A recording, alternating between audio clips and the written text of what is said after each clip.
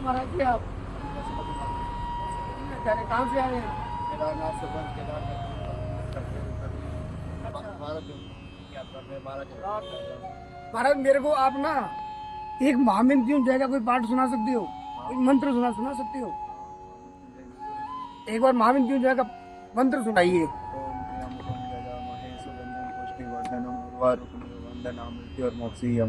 अरे वो अति सुंदर अति सुंदर। महाराज आप तो दक्षिणा के योग्य हैं और हम आपको दक्षिणा देंगे।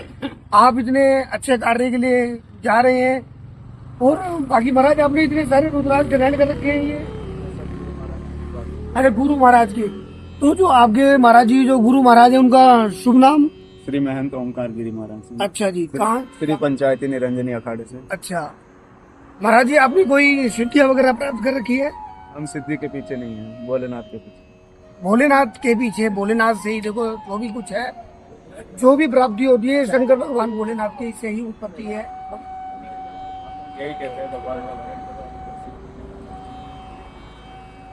महाराज जैसे मैं जानना चाहूँगा, आज के समय में लोग बताते हैं कि हो जाता है या कोई मान लो किसी की पत्नी चली गई है, किसी की पत्नी नहीं आ पा रही है और उसके ऊपर किसी ने तंत्र वादा कर दिया है और पति बहुत परेशान है, तो ऐसे दर्शकों के लिए कोई उपाय बताना चाहेंगे आप?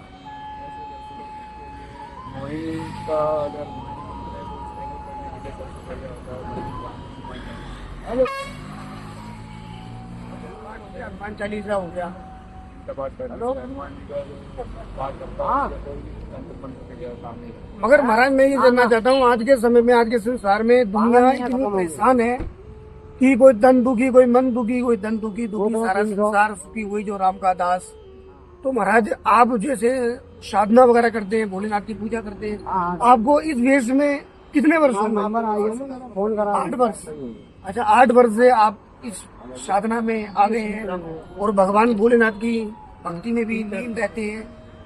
तो ये गुरु महाराज का तो आशीर्वाद है। गुरु के बिगर तो कोई ज्ञान नहीं है, गुरु के बिगर कोई माध्यम नहीं है और करने कराने वाले गुरु हैं। बिल्कुल। तो महाराज ये जो रुद्राक्ष है ये आप हमेशा धारण करके रखते हैं? रात को सोते टाइम उठाते हैं। अच्छा तो ये मान के चलिए जैसे आप जा रहे हैं पशुपतिनाथ, तो वहाँ पर किसी साधना के माध्यम से जा रहे हैं? एक जैसे गोरखनाथ जी ने कहा था ना, रमता जोगी और बहता पानी स्वच्छ हो जाता है। अनुसार हम नंबर रहते हैं। हमारी दूसरी बार पद यात्रा होगी, एक बार हमने रोड कर ली है। तो आप ये जो सनातनी है, जैसे मान के चलिए ये भागेश्वर धाम है, इनकी जो यात्रा चल रही है, तो इन सनातनियों के लिए क्या कहना चाहोगे आप? यही कहना है कि अगर धर्म का कोई भी कार्य हो तो उसमें आगे आए, अपना सहयोग दे जितना हो सके उतना।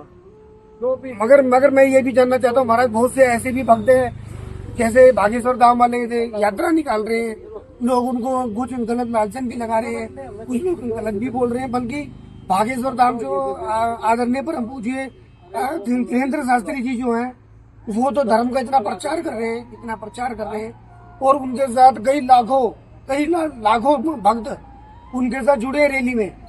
मगर कुछ लोग उसको गलत भी ठहरा रहे हैं सनातन को कि भाई आप ऐसा क्यों कर रहे हैं, इसलिए कर रहे हैं, करने को अपने स्थान पे भी कर सकते थे, आपको दिखावे की क्या आवश्यकता है? प्रचार कर लीजिए, धर्म का प्रचार करना जरूरी है क्योंकि अभी बहुत सारे कन्वर्ट हो रहे हैं, ये वो नहीं, लेकिन है तो एक 4 वर्ष किसी की जागृति के लिए वो यात्रा कर रहे हैं, तो अच्छी बात है।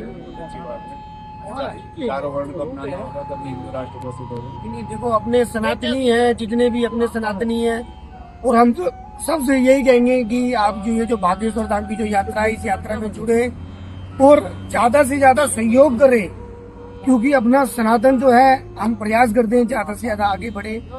बाकी महाराज ये जो जीवन है, संसार है, नाम है नीम करौली बाबा के अच्छी धाम और जीवन में आज के समय में इस संसार में कोई ऐसा व्यक्ति नहीं होगा जिसके पास दुख ना हो।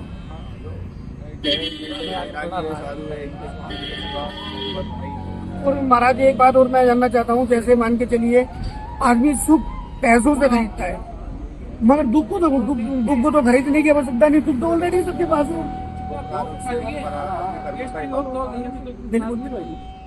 तो चलिए महाराज जी, आपसे मिलकर हमें बहुत अच्छा लगा और हम प्रयास करेंगे कि चलो आप सनातनी के लिए कुछ अच्छा प्रचार करिए, भक्तों का कल्याण हो और आपकी यात्रा जो है वो मंगल में हो।